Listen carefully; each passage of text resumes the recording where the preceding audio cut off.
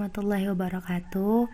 Di sini saya Rahma Salsabila dan kedua rekan saya, Diva Alfira Anur dan Nikma Afifa, akan menjelaskan mengenai General Agreement on Tariff and Trade atau GATT.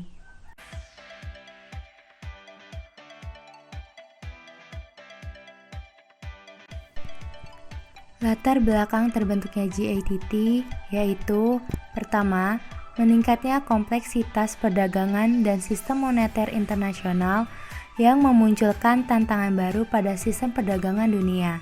Situasi ini kemudian mendorong IMF atau International Monetary Fund untuk mendirikan suatu badan khusus yang disebut sebagai General Agreement on Tariff and Trade atau GATT. Kedua, tidak adanya aturan mengenai perdagangan internasional sehingga menyebabkan terjadinya pelanggaran serta diskriminasi dalam perdagangan internasional. Selain itu, depresiasi yang disebabkan oleh Perang Dunia II menyebabkan perekonomian pada saat itu tidak stabil, yang kemudian menyadarkan masyarakat bahwa diperlukannya suatu organisasi untuk mengatur hubungan ekonomi mengenai perdagangan dunia.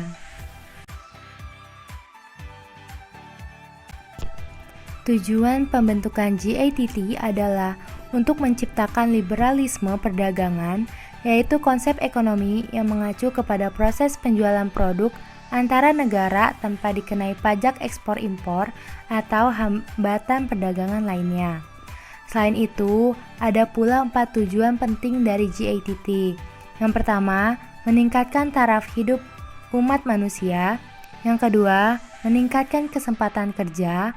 Ketiga, meningkatkan pemanfaatan kekayaan alam. Dan yang terakhir, meningkatkan produksi dan tukar-menukar barang. 3 prinsip utama GATT. Yang pertama, prinsip resiprositas, yaitu pola perlakuan yang harus sama antara suatu negara dengan negara lain sebagai mitra dagangnya. Kedua, prinsip most favored nation, yaitu negara anggota GATT tidak boleh memberikan keistimewaan yang hanya menguntungkan pada satu atau sekelompok negara tertentu. Ketiga, prinsip transparansi, yaitu perlakuan dan kebijakan yang dilakukan suatu negara harus transparan agar diketahui oleh negara lain.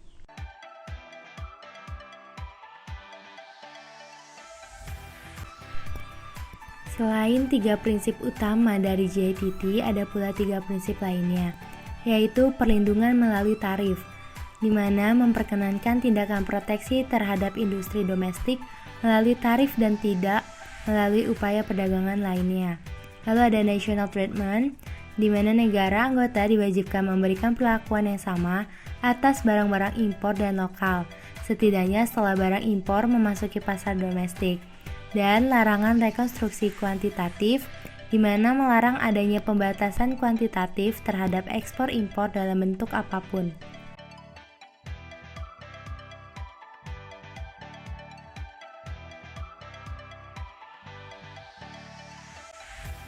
Fungsi GATT yang pertama, memberikan suatu perangkat ketentuan perdagangan, mengatur transaksi perdagangan yang dilakukan oleh negara-negara anggota GATT. Yang kedua, sebagai suatu forum wadah perundingan perdagangan dan diupayakan agar praktek perdagangan dapat dibebaskan dari rintangan-rintangan yang mengganggu atau liberalisasi perdagangan. Dan yang terakhir, GATT mengupayakan agar aturan atau praktek perdagangan demikian itu menjadi jelas, baik melalui pembukuan pasar nasional atau melalui penegakan dan juga penyebarluasan pemberlakuan peraturannya. Proses pembentukan GATT.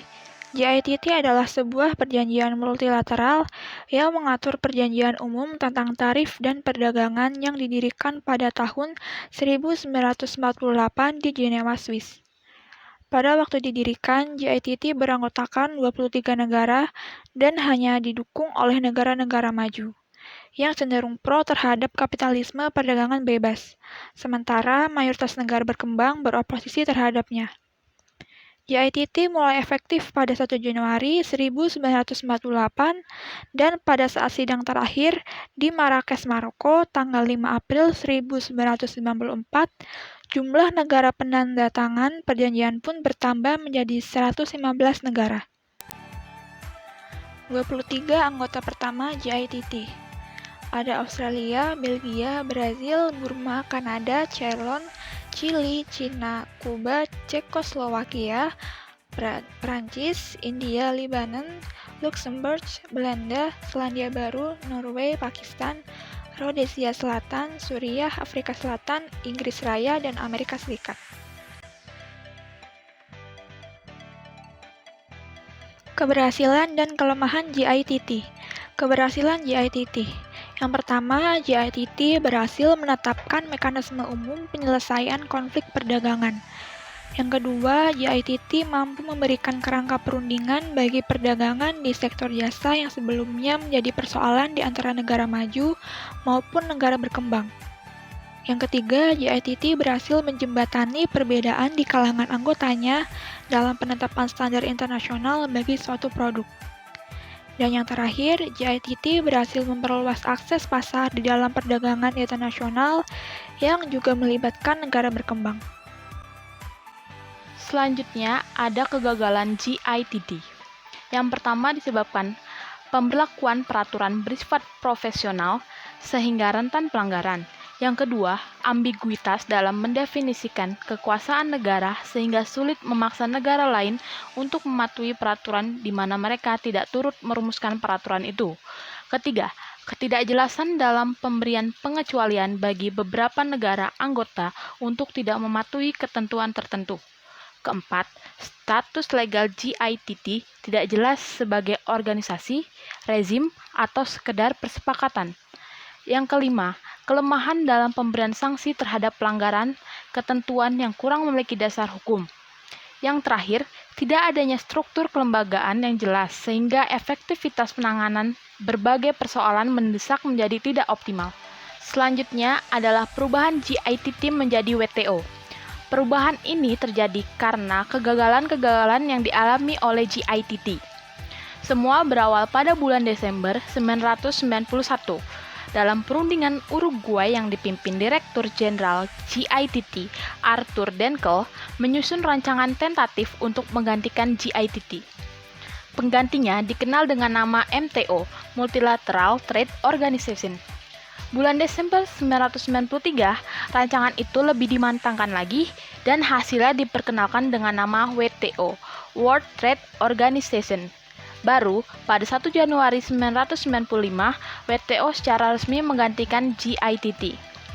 Dalam WTO, ada 3 yang menyempurnakan JITT, yakni 1. Peningkatan komitmen negara anggota untuk mendukung rezim perdagangan internasional. Kedua, peningkatan kapasitas administratif terutama dalam penyelesaian konflik perdagangan antar negara. Dan ketiga, pemberian wewenang yang lebih besar dalam proses negosiasi perdagangan dalam berbagai forum ekonomi global. Berikutnya, ada kasus yang ditangani oleh JITT. Kasus ini terjadi pada tahun 1970-an. Pada saat itu terjadi sengketa perdagangan antara Meksiko dan eksportir tuna lainnya dengan Amerika Serikat.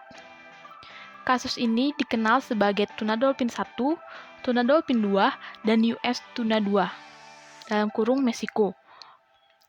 Pengaduannya menyangkut embargo AS atas impor produk tuna sirip kuning dan juga tuna sirip kuning yang menggunakan metode penangkapan ikan pukat cincin dan pelabelannya. Penangkapan ikan dengan pukat cincin dinilai telah mengakibatkan tingginya jumlah lumba-lumba yang dibunuh. Semua kasus itu berakhir dengan dikeluarnya DPCI atau Dolphin Protection Consumer Information Act yang merupakan amandemen terhadap Marine Mammal Protection Act (MMPA) tahun 1972 yang akan mendukung program konservasi lumba-lumba internasional dan pengelolaan tuna di Samudra Pasifik Tropis Timur. Cukup sekian presentasi dari kelompok kami, kurang lebihnya mohon maaf.